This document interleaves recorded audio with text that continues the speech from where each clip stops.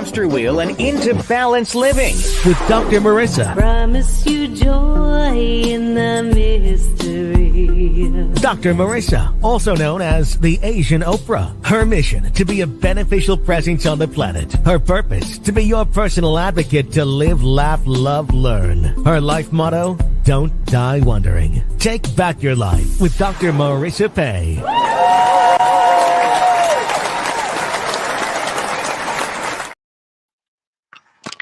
And welcome. You're tuned in to Take My Advice.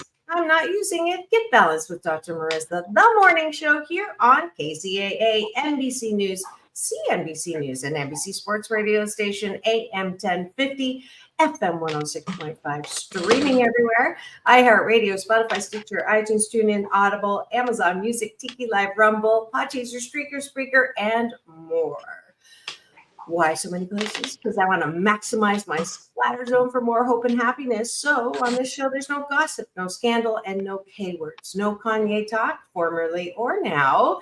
Instead, I want you to focus on your own reality show and how you can be happy 88% of the time. So I have topics and guests to that end. If you've missed any one of my 1,168 podcast shows, please do free subscribe on my YouTube TV channel. And we're live streaming right now, or love streaming as I like to call it, LinkedIn, Facebook, and of course YouTube. So I hope to see your comments. We love interacting. If you're driving, please do not do comments. Wait till you land, and then we will chat. And today, as you can see from this good looking guy that's in my studio, it must be Thursday. James Hawthorn is my wonderful co-host for Straight Talk with Dr. Marissa, and you just said it, James Hawthorn. Great to be here today. Yeah, and he is here from go ahead and give a 2-minute who you are and why you do this every Thursday. We'll change it up. I'm originally an East Coast guy, West Coast transplant as of 15 years. Said goodbye to the corporate world, goodbye salary with benefits. Let's go be an actor and a personal trainer. And somehow I'm still kicking 14 years later. And this is just a blast because it's almost like free therapy. We get to sit here and delve into topics, and sometimes we make really nice discoveries about our own dating life. And hopefully we maybe drop some helpful things for the rest of everybody out there to think about. So it brings clarity into what can be a very cloudy quagmire, the dating world, the relationship world. I love that word, quagmire. I haven't heard that in a while. I want to welcome Mario from New York. He is streaming in. Big hello. Greetings from New York. I think I told you I do freelance work with a New York news agency. That is Stringer. And Mario is one of the dispatchers. So thank you for joining me this morning. And the first thing we do every weekday morning for me is have breakfast. And breakfast constitutes a bite of my gratitude sandwich. We do 8 gratitudes or less if we have a juicy topic we want to get into. And then that's gratitude is things we appreciate outside of ourselves. And then the bottom of the bun, because I like it on the bottom, is what do we like about ourselves? So appreciation internally focused.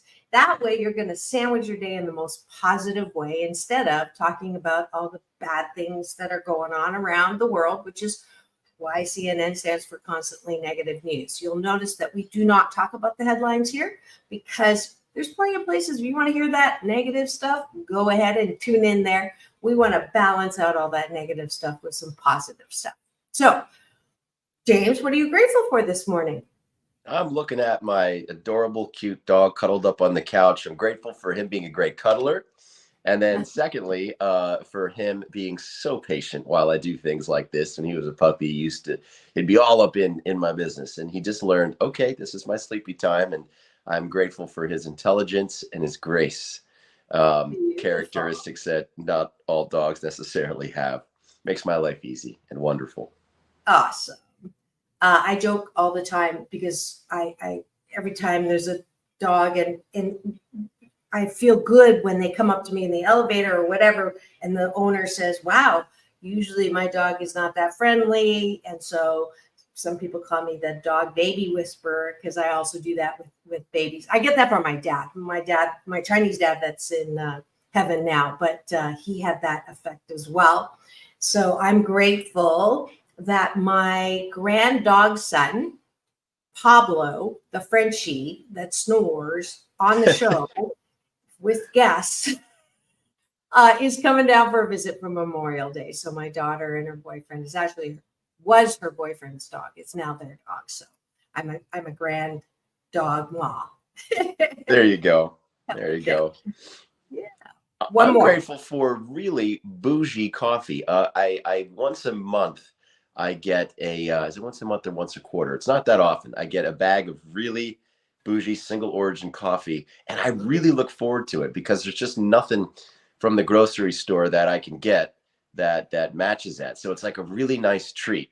And I'm just grateful that people care enough to go seek out single origin beans and travel the world to find this really tasty coffee. It gives me something really to look forward to in my morning routine every couple of months. Fantastic. Mario, if you'd like to play along, feel free to put a gratitude in the chat. Those of you who are eyeballing us today, I see eyeballs in the studio. Feel free to play along and have breakfast with us. My last gratitude for this morning is I am grateful that I have food in my fridge, a car in the garage, a little money in my, actually, I always have $100 in my wallet because it's a law of attraction tool that I always have enough. It's a reminder, and I could spend that 100 somewhere, but I choose not to. It's not that I don't have enough. I don't say I don't have enough money anymore. I say I could, but I choose not to. And I'm grateful that that makes me one of the 8% of people on the planet who have that. And we have so much. And so I'm almost always wanting you to be grateful if you're in America, because we have so much. I love that. I'm grateful for Jeremy Allen White of The Bear. He's such an incredible actor, and he gives me something to strive for in my work when I get auditions and things. And it's always nice to have someone that you can look up to and say, wow, that's an awesome role model for how to approach the craft. Plus, it's a great show, so I'm just grateful that it's out there for me to watch and inspire me. And I had a chance to meet him once. Very, very lovely individual. Ran into him walking up Runyon Canyon. That's awesome. Wow. I'm thankful for my future wife, married. Oh, wow, Mario, that's awesome. You are getting, I thought you were like half joking because we're talking about dating today and manifesting your future wife. But actually, you are actually getting married tomorrow. Well,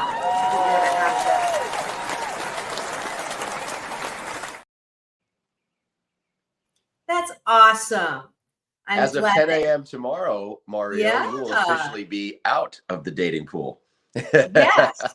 This is your last day to talk about dating. Perfect timing. That's fabulous.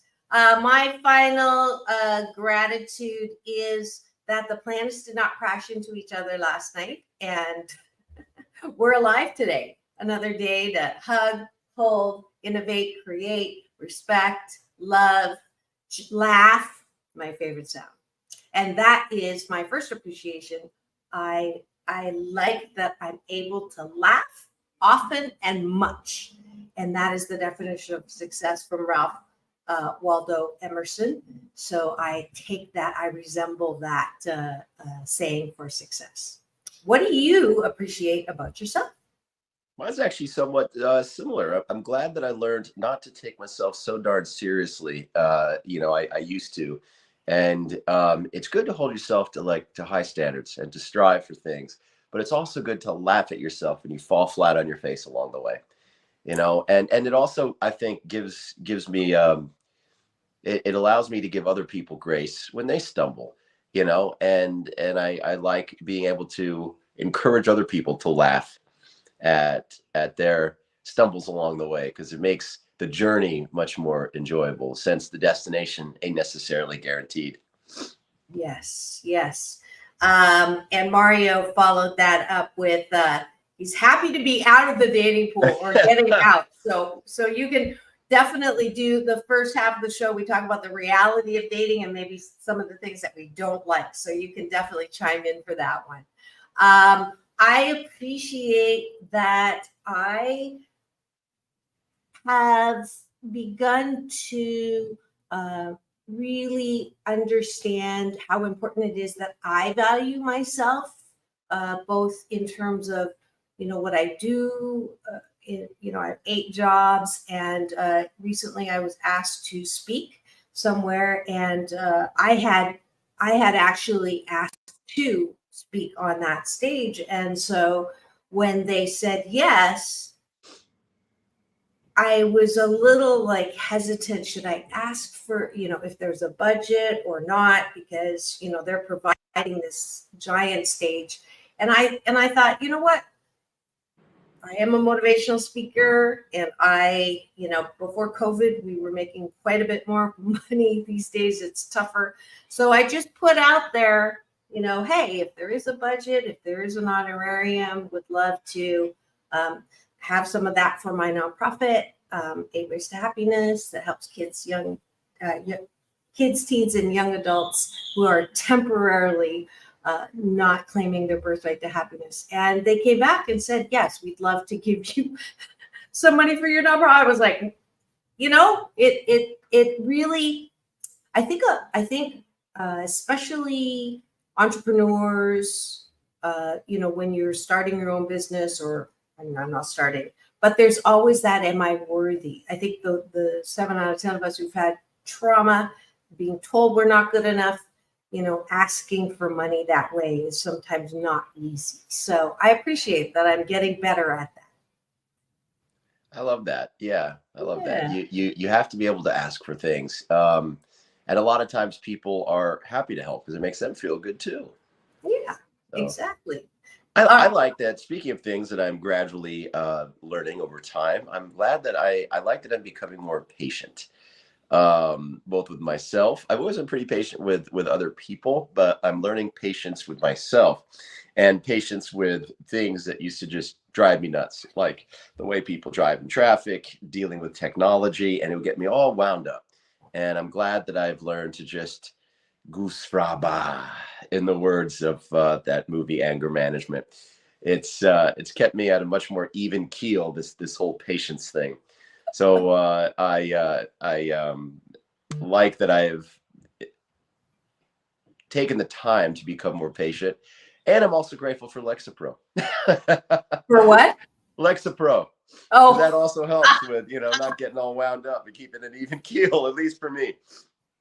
Well, I cannot ditto that. I don't even have the word pee in my vocabulary, and that's just the way it is. It's not great. It's not wonderful, but I'm not perfect.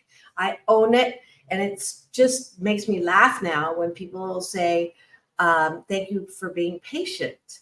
And I'm like looking behind me to see who they're talking to, because it's like, or on the phone when they say, thank you for your patience. It's like, no, I don't have a choice. You put me on hold.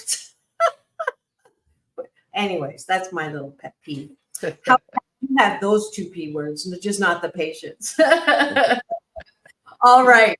I am going to close out breakfast this morning by saying thank you for joining us. It is an important good life habit and a hashtag Blisscipline. If you want to have a great day, to start with gratitudes, Dr. Wayne Dyer said that will just, ground you in the most positive space throughout the rest of the day. And then when you go to sleep, if you're having problems sleeping, instead of reaching for the drug, I would like you to just, instead of MS, meaningless scrolling, most of the stuff you read is negative news. Of course, you're not going to sleep well.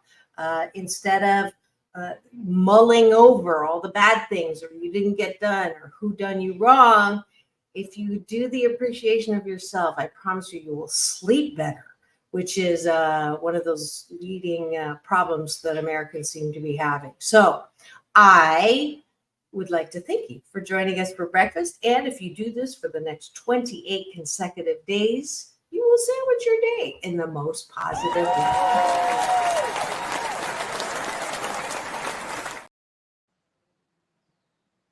All right, we are on topic. James, what are we talking about? Well, I think you said it best yesterday. Sometimes you feel like a date, sometimes you don't. Sometimes you're hanging out with that person, sometimes you won't. I thought that was so funny. I love taking topics and playing with the words. And then I came up with the mechanics of dating, to lube or not to lube. That is the question. So are you telling me that your foreplay is wordplay? Oh, nice. Nice. Yes, it definitely is my foreplay.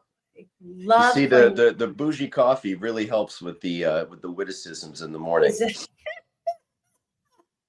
Cheers to Cheers. wittiness. Yeah, I love playing with words. And to link that with the dating, I know pretty quickly, if not in the messaging when you first start talking, definitely when you're on the phone. If you have to explain your wittiness, like if they don't get it or they take it the wrong way, that's not a match. Right.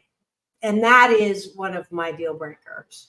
If you don't think I'm funny, I'm not funny looking, but if you don't think I'm witty and funny, then it's not going to work. And I'm not saying that I am funny and witty to everyone.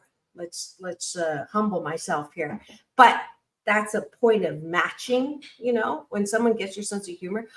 I never realized how rare or specialized humor is until I started dating again. Oh, absolutely. You can sort of tell sense of humor from their profile, but it's not till that interaction that you really know what it is. Yeah, I think that's a really good point. I mean, think of if you were to find a list of the top 10 most popular stand-up comics today, you're going to see such a variety in terms of their tone of delivery, the kind of subject matter that they do. Are they doing crowd work? Are they doing more impersonations? And there's a real mix. So it just goes to show you that, different people respond to different things, not just in humor, but I think in every facet of the dating world. Regarding the topic, for me, when you brought it up to me and I thought about, sometimes you feel like you date, sometimes you don't. We're all on these apps because we're trying to date. But sometimes with certain people, like I won't be sure. Like I'm like, well, I want to get to know them. I want to go see about it. And I don't want to just endlessly chat and scroll because there's only so much you can get from someone's profile and text chatting. But sometimes I don't feel like making that commitment of like, we're going to go to dinner. I'm going to go drive somewhere. I'm going to spend money and maybe have it just be a dud, a waste of time. So this is going to sound really shallow, I think, but whatever. What you think of me is none of my business. Sometimes I'll set dates up so that it's a win-win no matter what. And I'll give you an example. Just the other night, there's this guy. I wanted to go see him, get to know him because there's only one way to find out. But I picked a place and a day where they have 50-cent wing night. I've always wanted to try the wings.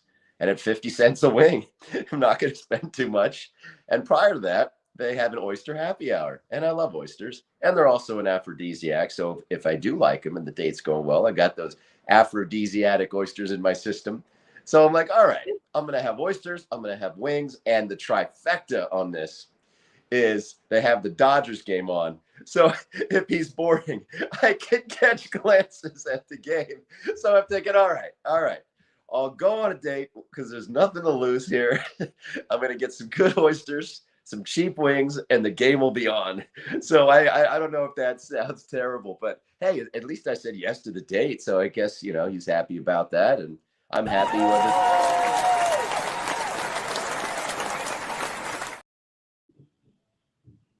I don't see that as shallow or selfish at all. I think that is a great strategy, right? That we should all adopt.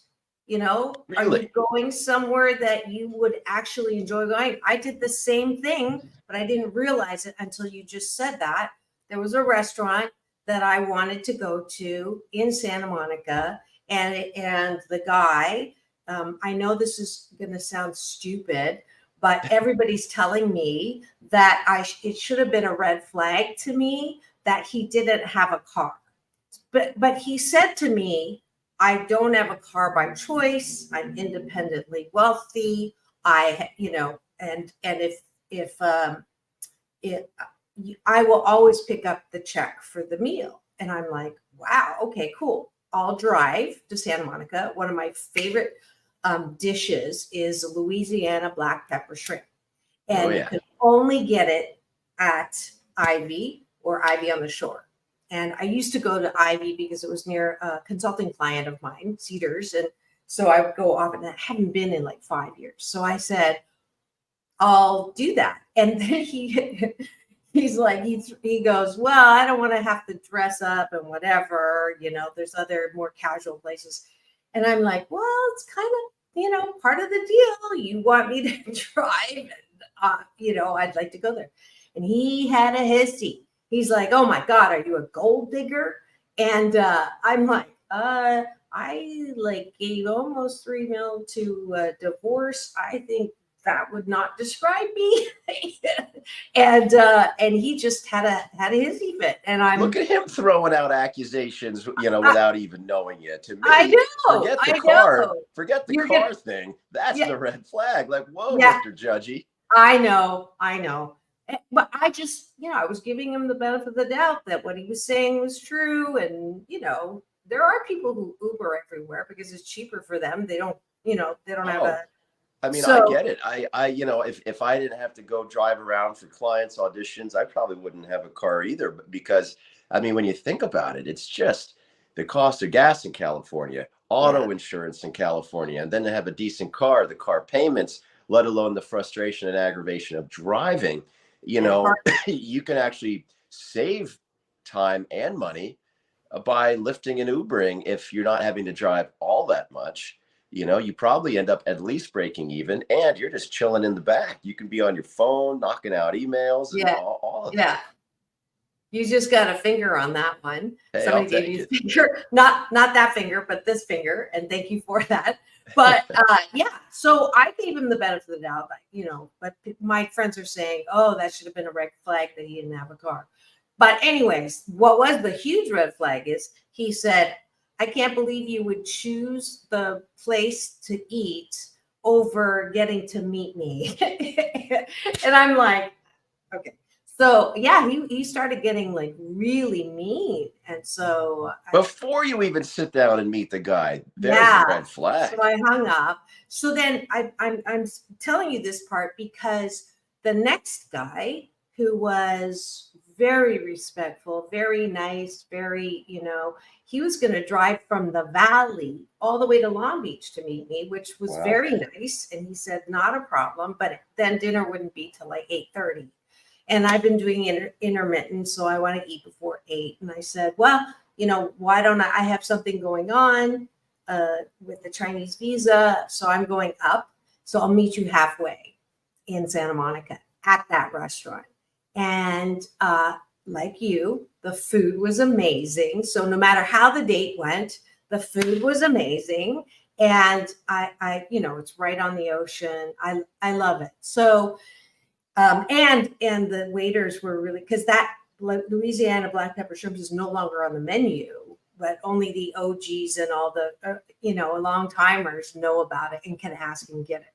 So so that was a win-win. So totally, I don't think there's anything wrong with having, even if the date doesn't go well, which I'm learning that the likelihood of the date going well versus the date going not well, and I'm defining it not well as you don't want to go out with them again, like second date, are really high. Yeah. I'm that was date 11, right? Since January 18th. I've probably said nay from text or like that unmatched texting or, and I found out, James, the reason why guys don't necessarily call you is women who offer their phone number quickly are ones that are apparently selling crypto or, they are being hired to, attractive women are being hired by whatever company to not catfish necessarily, but certainly, pretending to, and apparently they're, out of the country to do that. That's why they're on Zoom. I had that happen myself. I Oh, started talking to this guy, and I haven't met him yet, but we've been talking back and forth for a couple of weeks. He's been out of town, and he sent me this thing, that this money he made by, trading this blockchain stuff, and he's trying to get me involved in it. And I'm like, I haven't even met you yet, dude. Like, I'm not going to get involved with something when I haven't even met you, looked you in the eye. Like, what are you doing? And it's just, it makes you not want to date, because the fact that kind of stuff is out there, it just turns into such a grind. So, at the risk of making people feel not special, it's rare when I want to go make a big effort. Like, I have to think now that this person is super hot, and then I'll be like, let's do it. I'm going to dress up. I'm going to, go clean shaven. I'm going to pick a really nice spot. I'll pick you up. It's rare now when I have to be super excited to want to do that. Or I'm going to set up those, I win no matter what scenarios. I'm like, hey, dog's got to go for a walk. You want to go to the park with the dog? not to make people feel not special, but it's like your time and your money are valuable commodities. And, yeah. and I've had people come back and say, well, why don't we have a nice meal instead? I said, yeah, we can, but let's just do something chill first. And really, that's my way of saying I'm burnt out, whether it's the time or the money or whatever. I'm like, it's nice outside. Let's go outside. Do you have a dog? Bring your dog. Let's go do that. So finding those win-wins, or if they're an athletic individual, let's go for a run together. Let's go get a workout in together at the gym, because then at least you're doing something that you would do anyway, and you still have the chance to talk to them and get to know them. And I feel like when I don't necessarily feel like a traditional date, I think it's a good way to go. And your validation of that point is helpful, because I thought that maybe I'm making that person feel not special. No, it's not superficial. And this is the thing that I talked in my appreciation about value, that, it's a, value. It's both value, right? For me to value you more than you value me, it's not a match, right? We want to find people where there's that equal respect or equal whatever. And also, I told you last time how frustrating it was, the non-response. And then like a week or two later, they'll say, hey, sorry about blah, blah, blah, and I'll offer, well, let's get together for this. And they're like, can't do that day. No offer for something else. I'm unmatching, because now this is a little harsh. I understand that, because I also don't check all the time. And I honestly don't even want to start engaging in it. As soon as I respond to something, they want to start chatting, and I'm 8 jobs. So it's been, I have said, look, I'm not selling crypto, but I want us to talk on the phone, give me a time. And if they don't give me a time, that I'm not interested. Now it's interesting. I love that strategy too. If you're not sure that, you feel like a date, doing a FaceTime is great, because let's be honest, some people don't exactly look like their pictures. Or let's just say that, their worst picture actually looks a little bit better than they do in person. I was taking. Oh, wait. Mario. Mario, you got it. My first date, I took my future wife for coffee tea, and then we went to a nearby park. Okay. And I had a camera. I was taking photos. I didn't know how creepy it was. Well, I'm Mario, were surprised you he a agreed to be your photographer? wife. That is creepy. Yeah, but Mario, were you a photographer? It's one thing if you're an actual photographer and you have a website. She's like, oh, you're a photographer. That's one thing. What were you? I'm curious, Mario, because I think that makes it a lot less creepy. Oh yeah. Yeah. Okay. Well, we'll let him answer that. But Yes, if you just tuned that's in and you're interesting. wondering Mario, what's going on, I'm loving getting to know you. This is yeah, very interesting. yeah. If you've just tuned in and you're wondering what's going on in studio today, you are tuned in to Take My Advice. I'm Not Using It. Get Balanced with Dr. Marissa, the morning show with a very special series every Thursday called Straight Talk with Dr. Marissa James Hawthorn. and we are on NBC News Radio, AM 1050, FM 106.5, streaming everywhere, iHeartRadio, Spotify, and of course my YouTube TV channel where you can watch and listen and chat like Mario is, and we can interact with you. Just free subscribe on that, and you'll get access to my red carpet playlist, interviews with Halle Berry, John Travolta, Quincy Jones, and a whole plethora of really interesting people on the carpet. And let's see, the station KZAA, 25 years strong, home to the Asian Oprah, and the station that leaves no listener behind. And today we are talking about the mechanics of dating. How big is your tool? No, I mean, lubing. I mean, no, I'm going downhill. It's getting late early. I'm having fun playing with the topic today. We are ramping into Memorial Day weekend, which, you know what? Let's take a breath because I may forget for Monday. No show Monday, by the way. I'm going to replay one that is all about remembering with a man who wrote a great book about his father's time in the war. Very fascinating. But let's just take a 10-second breath, breathing in through the nose and releasing appreciation for those who fight and continue to fight for our ability to be a free democratic country. And just want to appreciate that. Sometimes I think Memorial Day weekend, we forget why we're having that holiday weekend. I know I do. Sometimes it is actually in memory. So there you go. Let's see. Mario's answer is I wasn't. Okay, I don't know. Oh, I was a student. Oh, okay. Well, no, if you're that's a little bit different. I think if you're a student, especially if you're learning photography or something. But regardless of the photography thing, Mario, you bring up a good point about, because a date is a commitment. And I think the perfect non-committal commitment is coffee or tea, because whereas with dinner, you could be stuck for 90 minutes, coffee or tea, it can be over in 20 minutes. You could always say, oh, my roommate locked themselves out, got to run. There's so many outs. Oh, my roommate came home, said my dog is sick. Whatever it is, I've used them all.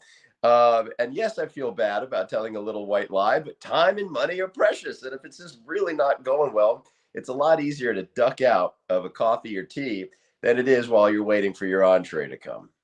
Yeah. It's been, do you know that if I chat and then unmatch, do they see what I've put down? Or does the whole thing wipe away?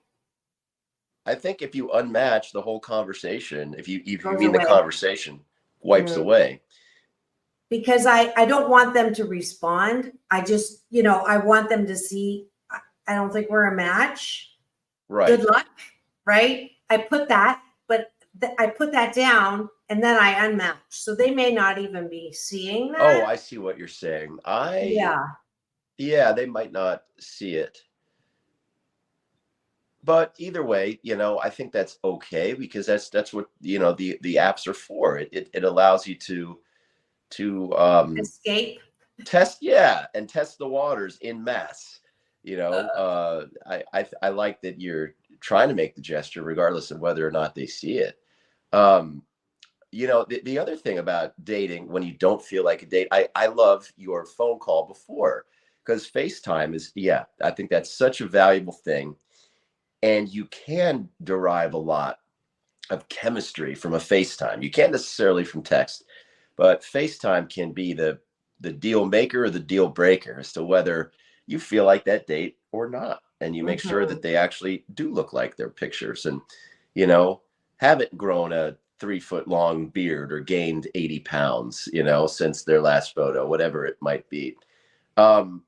Here's a twist on the topic. Okay. We talked about whether you feel like the first date or not, but, and you said most of your dates, you know, don't go well, and that you don't want to have a second date. For me, all of them. You said for me, both. I would say it's 1 out of 5. 1 out of 5. I'm like, okay. It's 0, 11. 0 for 11. You know, it's good to be picky though, because otherwise you're going on all these dates, and for what purpose? You know, it allows you to meet. It's much better to meet that 12th guy than to waste time with another one of the 11 when you don't feel like it's a good match. Like you know? I said, time is a non-renewable energy, my most precious resource. I've gotten some flack from girlfriends who say your expectations around time and are not, they're not attractive, right? Because I'll say, you know, times, and they say, you know, that makes you sound like, I had one guy goes, too much drama around time, right? Because I was saying, let's schedule a time to chat, right? And then he didn't come back with, and then he'll say hello, like anytime, and I'm in the middle of something. And I said, I am a New York planner. I've got things down to the minute, and I have a super crazy, wonderful schedule. Can you give me a time? And his response was, too much drama around time. And I'm like, okay, I'm glad you said that, because we're totally not a match. But it's frustrating, because I'll stay literally like maybe the 4 or 5 guys where I thought there was some chemistry through a conversation or the phone. By the way, I ramp up. I don't do video call right away. I do messaging, then phone call, then video call, and then meet. Hey, see, I don't have time for that. I'm going to put their feet to the fire and be like, let's get on video and let's get to brass tacks. Let's see what you look like in 3D, living color. Well, see, here's the thing though. If we don't have chemistry on the phone, I don't have to do a video call. Right. So it's not. That's true. I would rather, you know, stop it there. And believe me, there have been some phone calls. James asked me a question. This was one call. And this guy was like messaging saying, you know, you're perfect for me. I can't wait to meet you. Da, da, da. This was the phone call. Ask me a question. Hey, so what do you do for a living?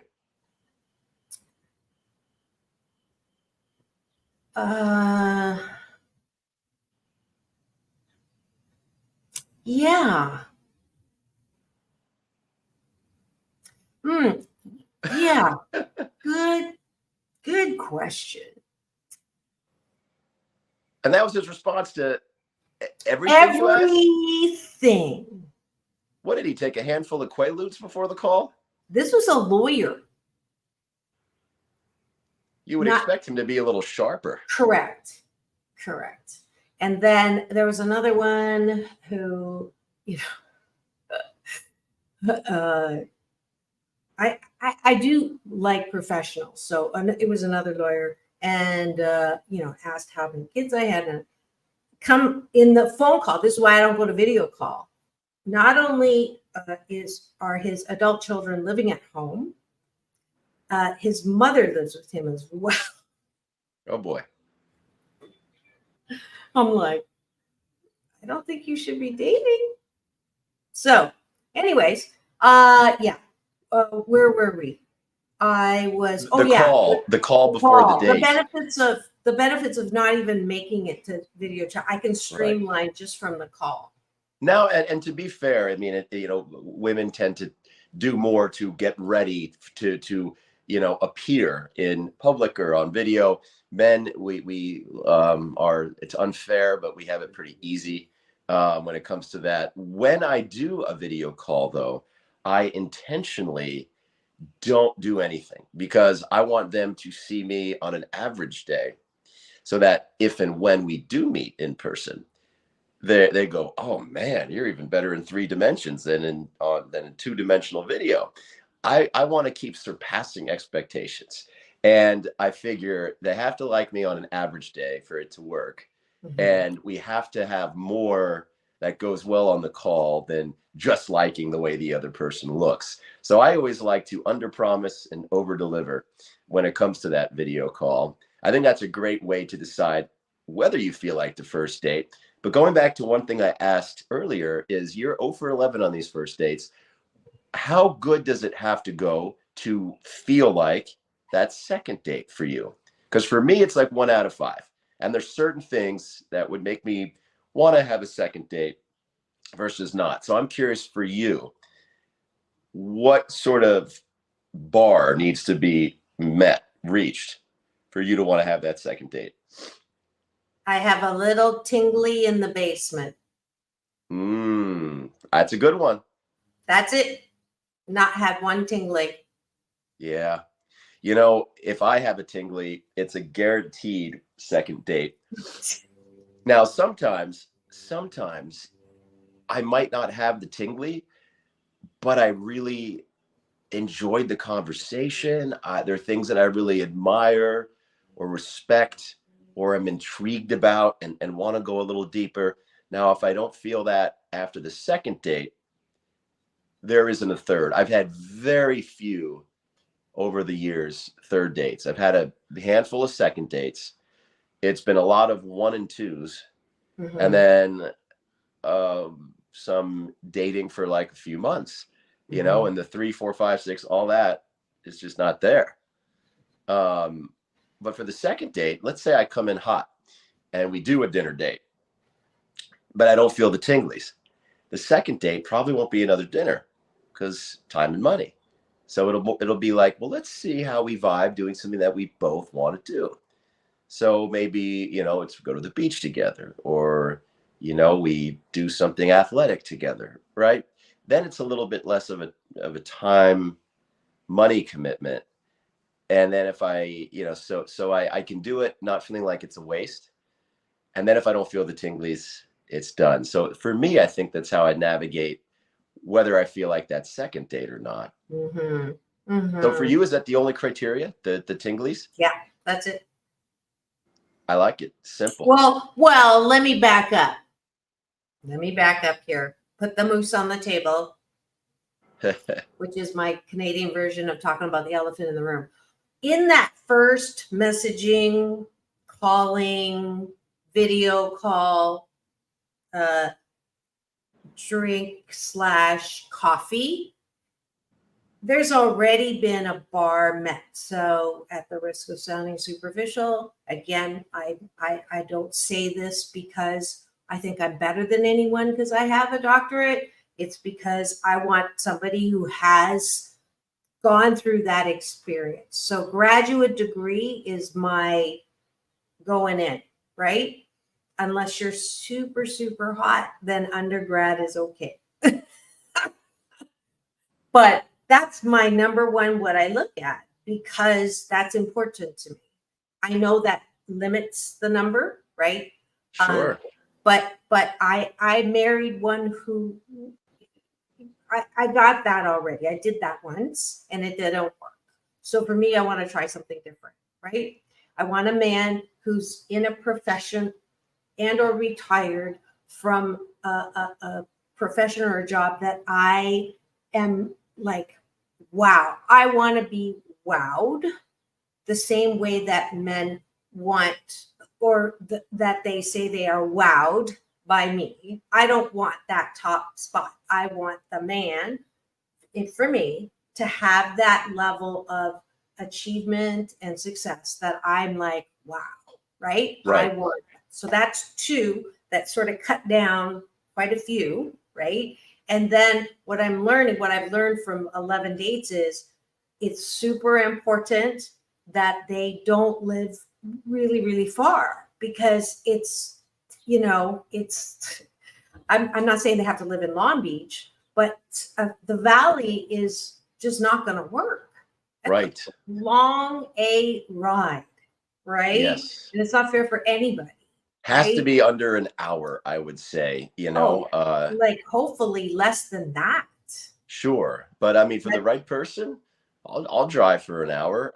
And the nice thing about it being longer than half an hour is there's a little bit of a buffer. If you're a busy person and this person maybe wants to see you 5 times a week, you can be like, look, I don't have time to drive down an hour. And so in a way, you can slow roll it a little bit. Like, even if I like the person, I'm an independent individual, and I like keeping it to, a couple times a week, even if I'm crazy about them, because, it builds that anticipation. And then if everything keeps going in a positive direction, then guess what? We will shuffle our priorities and see each other 4 or 5 times a week if it's going that well, because at the end of the day, an hour is still just an hour. And if we're crazy about each other, we'll do it. But I like having that little bit of a buffer, because sometimes there's a mismatch, I think, in expectations. So let's say it is going well and you've been dating, you've been on a handful of dates with this individual over the course of a few weeks. Sometimes there's a mismatch in expectation on how much time that person expects you to give to them. And it might not mean that you're incompatible necessarily. It just might mean that there's just a difference in expectation, where it's like, look, I value my independence a little bit more. Things have to be going really well for me to carve out time more than a couple times a week to see you. It doesn't mean I'm not crazy about you. It just means I got other stuff going on. And I know you can relate to that with doing all the different things that you do. Yeah, totally. I had one ask me, and I didn't like the way that he asked me. So that was the mismatch. It was a fair question, but the way that he went about it was just like turn off. But he said, "Can I ask you a question?" And it's like, you can ask. I'm not sure I'll answer it, but go ahead. Are you sure that you even have enough time or desire to have a relationship? Okay, now it's a fair question with my schedule, but it was just so off-putting the way he asked and the way he even just started the conversation. It was just not. It was not a match. I mean, it was just like this horrible feeling I got.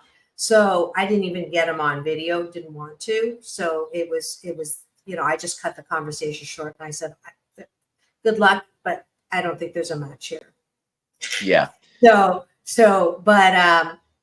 why did I? Because it feels judgy for them to go in there, and it sounds like they're sort of psychotherapizing you, being like, now are you sure you've really thought about this? It's like, well, who are you? Get off your high horse. Like, first, don't put the cart before the horse. We got to see if we even like each other, and then if there's a difference in expectation for how much time we're making for one another, then we'll talk about that. Yeah. And I think your point is so important. The assumptions, even before expectations, the assumptions that you make about each other, right? Before you even clarify expectations. So I actually would say your expectation of talking about how much time you could spend together, I think that is a deal breaker. Because if a person really is coming from that extreme, you complete me, and they think that once you meet someone that you get the tinglies and you go on more, that it's like, okay, now you are my person, and we are going to be glued at the hip, and we're going to do everything together, and we're going to be madly in love. Yeah, it's like, hey, I already got a dog that follows me around everywhere. I don't need another, That's why I don't get a dog. People go, why don't you have a dog? Because you're so, good with dogs and babies. I say, because if I got a dog, I would never date again. Because it would fill almost every need. Almost. So anyways, we're getting to the end of the hour. I do want to bring you a word from our sponsor, and you can think about your final word as we're doing this, but I don't want to rush this. And he's such a great sponsor, Dana, who is the the general manager at the Saban Theater for Sterling Venue Ventures. There's 2 shows coming up at the Saban Theater, and because I was introduced to Oprah as the Asian Oprah, my Asian Oprah giveaway today is a pair. Actually, let's do 2 pairs to Engelbert Humperdinck, who, if you have not heard, very OG, and it's amazing. I think he's 80. I saw him in concert when he was 80 something. I think he's like 80 further something, obviously. And he'll be on June 29th. I will be in China, but I will arrange for you to get. We have 1 winner already. I have, I think, 5 pairs total. So please do contact me at drmarissa.life and tell me that you would like a pair of Engelbert Humperdinck, his last Waltz World Tour. And then Todd Rundgren is also on June 20th. So those 2 shows I am giving away tickets to. So hopefully you will love that. Great presents, Father's Day presents coming up. So you can or you could impress a date. The June 20th and June 29th. So you could actually also win a pair of those tickets. And I do want a Dodger. I want a pair of Dodger tickets. That's James's Asian Oprah giveaway a couple weeks in advance. I would like the couple weeks in advance. So the next home game, could you hook me up? Because I want to go before I go to China. I sure can. All right. So there is your sponsor, a commercial. Thank you so much to Saban Theater for providing fabulous art and music for us to enjoy. So we're out of COVID. Go back to the theater. Go back to the stage. Artists need our support. All right. Speaking Final word. Yeah, speaking of win-wins, you listen to this show, you get great edutainment, and you get to talk about your dating life, and we're making dating easy. You can take into a Dodgers game. Now, granted, you better like this person because it's about a 2.5-hour commitment. Take them to a concert. You can really impress a date with these things. So look at us helping you come up with great date ideas. So you're welcome, audience. The last thing I'll say is my final word is expectations and assumptions. When it comes to feeling like a date, it's okay to have standards and non-negotiables, but I think it's also important to give people a chance to grow, to change, and yourself a chance to grow and change and learn something new about what you like or dislike. So make sure that pile of expectations and assumptions isn't too high, is one thing I might put out there as my final word before you decide whether you want that first or second date. Absolutely. And my final word is, if you are single and you would like to play the dating game straight talk style, then get a hold of either one of us, because we are going to be launching this dating game after I get back from China. But we're serious about bringing singles together on the show. That way we get first pick when you send in your photo. And we're designing the questionnaire form right now to see what you want to, what you're looking for in terms of age, in terms of look, in terms of experience. So if you're single and you're interested, I already have one. I forgot to tell you, I have a beautiful woman who is wanting to play. She's gorgeous. So if you're a guy or a girl, no, wait, you got to be a guy. She is straight. So she is looking for a guy. So we're going to continue to talk about this and drum up a little energy. I'm sending James on an on-site speed dating event so that he can promote this as well. So that is it for today's show. Thank you. It's all about balance. Peace in, peace out. World peace through inner peace. Tomorrow is the Hollywood Rebel Report. Thanks for tuning in. Now go and have the best day ever. See you tomorrow.